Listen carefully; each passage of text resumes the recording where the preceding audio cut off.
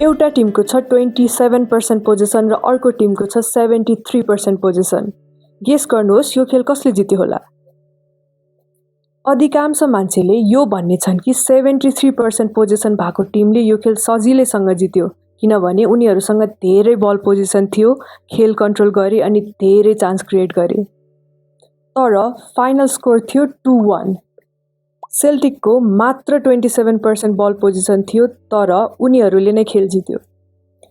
तपाईलाई लाग्न सक्छ कि यति थोरै पोजिसन भएको टिमले खेल कसरी जित्यो?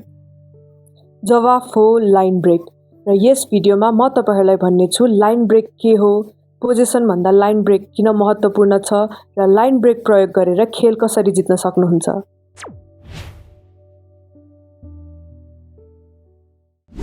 फिफाले 2023 महिला विश्वकपको हरेक खेलको अध्ययन गरेर के पत्ता लगायो भने 2 फाइनलिस्ट स्पेन र इङ्ल्यान्डले प्रयास गरे मध्ये 67% लाइन ब्रेक कम्प्लिट गरे भने अरु टिमले मात्र 63%।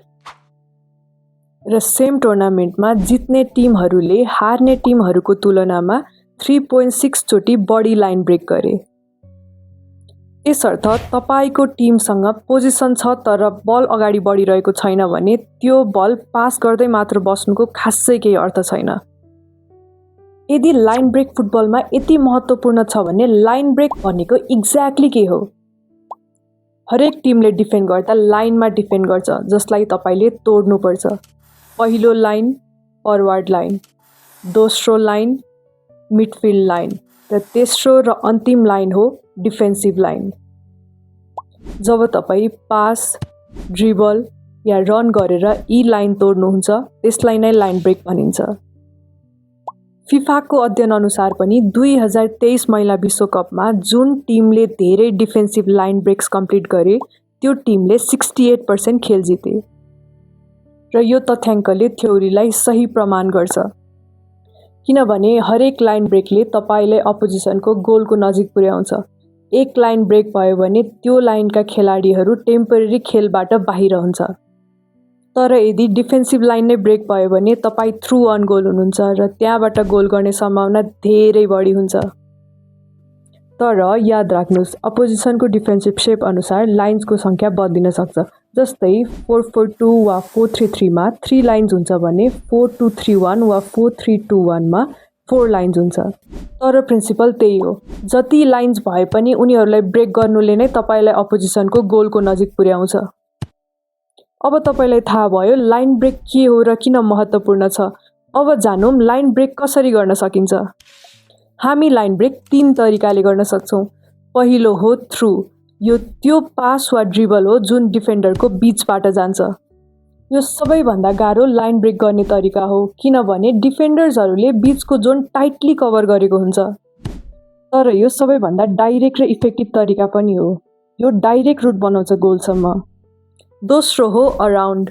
यो हो वाइड च्यानल युज गरेर अपोजिसनको लाइन बाइपास गर्ने तरिका। बीचमा धेरै क्राउडेड छ भने बीचबाट जाने बाटो हुँदैन, तब अराउन्ड युज गरेर लाइन ब्रेक गर्न सकिन्छ। तेस्रो हो ओभर। यो हो बललाई डिफेन्डरको माथिबाट पठाएर रनरलाई पछाडिको स्पेसमा पुर्याउने। डिफेन्स हाइलाइनमा छ भने उनीहरूको पछाडि धेरै स्पेस हुन्छ, तब ओभर युज गरेर लाइन ब्रेक गर्न सकिन्छ। यो एकैचोटि पुरै डिफेन्सलाई बाइपास गर्न सक्छ। एक पासले अपोजिसनका सबै खेलाडीलाई एलिमिनेट गर्न सक्छ। राम्रो टिमहरू लाइन ब्रेक गर्न एकै तरिकामा मात्र भर पर्दैनन्। उनीहरू डिफेन्सको शेप अनुसार कसरी लाइन ब्रेक गर्ने भनेर सही तरिका चुज गर्छन्। जस्तै डिफेन्स कम्प्याक्ट छ भने अराउन्ड, डिफेन्स स्प्रेड आउट छ भने थ्रु, अनि डिफेन्स हाइलाइनमा छ भने ओभर। आशा छ कि अब तपाईलाई थाहा भयो होला लाइन ब्रेक के हो, किन महत्त्वपूर्ण छ र कसरी गर्न सकिन्छ। त्यसैले अर्को पटक तपाईको टिमसँग बल हुँदा यो नसोध्नुस् कि हाम्रो टिमसँग कति पोजिसन छ, बरु यो सोध्नुस् कि हामी लाइन ब्रेक गर्दैछौँ कि छैनौँ। किनभने तथ्याङ्कले नै भनेको छ लाइन ब्रेक गर्ने टिमले बढी गेम जित्छ। पोजिसन छ तर प्रोग्रेसन छैन भने त्यो बललाई पास मात्रै गर्दै बस्नु हो। यदि यो भिडियोले तपाईलाई फुटबल पहिलाभन्दा फरक नजरले हेर्न सहयोग गर्यो भने तपाईलाई हाम्रो अर्को भिडियो अवश्य पनि मन पर्नेछ।